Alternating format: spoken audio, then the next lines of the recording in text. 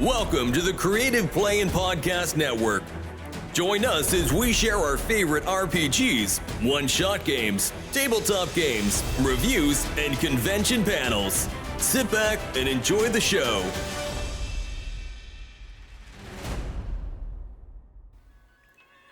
Hi, this is Kelly, aka Trixie from Ragnarok and Roll, assigned to Ragnarok Story, and Tilda Wimblewick from D&D Journey of the 5th Edition.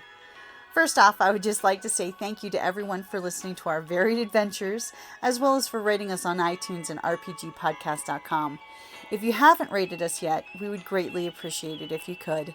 And if you're looking for more ways to support our efforts, we are now on Patreon, a great site where you can help us continue making more podcasts, as well as some special surprises for our patrons. If you can, please look us up at www.patreon.com/cppn. Every little bit helps. And again, thank you for listening. Hey guys, Jim here. And Kelly. And guess what time it is again? It is August. It is, in fact, August. So it is time for RPGaDAY 2025. It is August 1st. So what is the prompt for August 1st? August 1st. So according to the prompt that has been brought out, August the 1st, and by the way, if you get a chance to look at the picture of RPGaDAY, it is a beautiful prompt this year. There's even a D10 table and a D6 table if you want to ad hoc some questions again. But for August the 1st, the prompt is Patron. Patron. I think it's meant for all those warlocks out there. Well, it could be a couple different, interpretations that you could do. Yeah, warlocks. Patrons are near and dear to a warlock's heart, or lack of heart, depending on who your patron is. It depends on what they have to sell to get that patronage. Exactly. So, of course, I will shamelessly promote the Patreon patrons. We love our patrons on Patreon. We do. We try to get you into some games and share all kinds of fun stuff with you. So, yes, check out our Patreon over at patreon.com/cppn. Yeah. We might have to, I got to get my sewing machine out and make some more giveaways. Yeah, I have something really cute. You do? I want to see it. I just have to work out a structural thing. Mm-hmm. So in a RPG capacity, what is your favorite patron?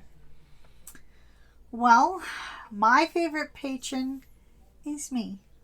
Patronizing the local game stores. Oh, that's a good one. Specifically dice. You know me. I'm a dice goblin. You are a dice goblin. So, I do believe in patronizing the brick and mortar stores because for gaming. We need more of them. Because they provide space for gaming and stuff. Now, that's not to say I don't order stuff online too, but of course, we have the luxury of a local game store that actually has a bar attached to it. So we can patronize it in a number of different ways. Yeah. So, but that would probably be my favorite, It's because, in this world of, corporate overlords and stuff, it's, supporting a small business is good. I mean, and being a good patron support to your local game store. Be a patron. Yep, being a patron at your local brick and mortar stores makes the gaming hobby continue to flourish. Because remember, it's not just all playing online on virtual tabletops.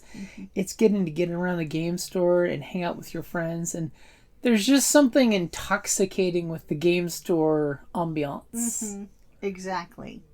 So that would be my favorite. That's a good one.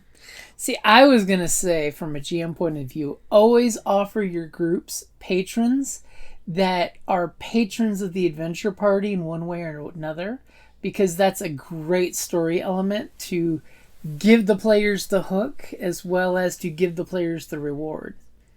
And in classic Pulp Fiction style, give the group someone to go rescue when the patron screws up and gets in trouble. That's true. They make a good NPC as well. Mm-hmm.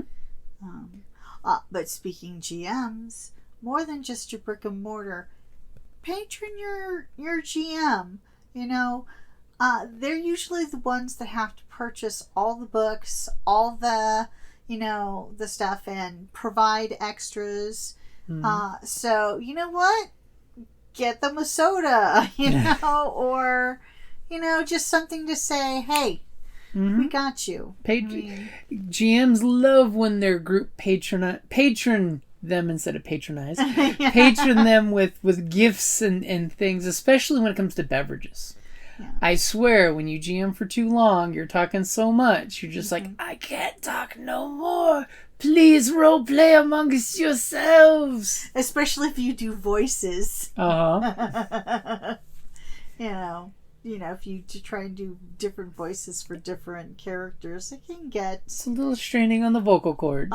Exactly. You know, so... It's cough nice drops. If you go to conventions, bring cough drops. Or Werthers. Mm-hmm. You know, like That's the a good hard one. candies. Uh-huh. Because, like, not everybody can stand the taste of a cough drop. But a Werther's can help coat your throat. Mm-hmm. For, you know, talking and, you know, that type of stuff. So. Yeah. And to swing back to patrons, GMs out there, if you use patrons, don't be a dick about it. Because once you burn your patron equity with your group, they will never trust another patron again. That is a good point. And warlocks.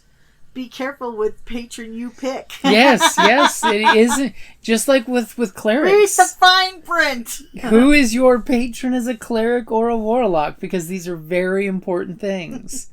As well as if you're a fighter, who do you swear your fealty to if you're a paladin or a fighter? You know, because look at the movie Dragonheart.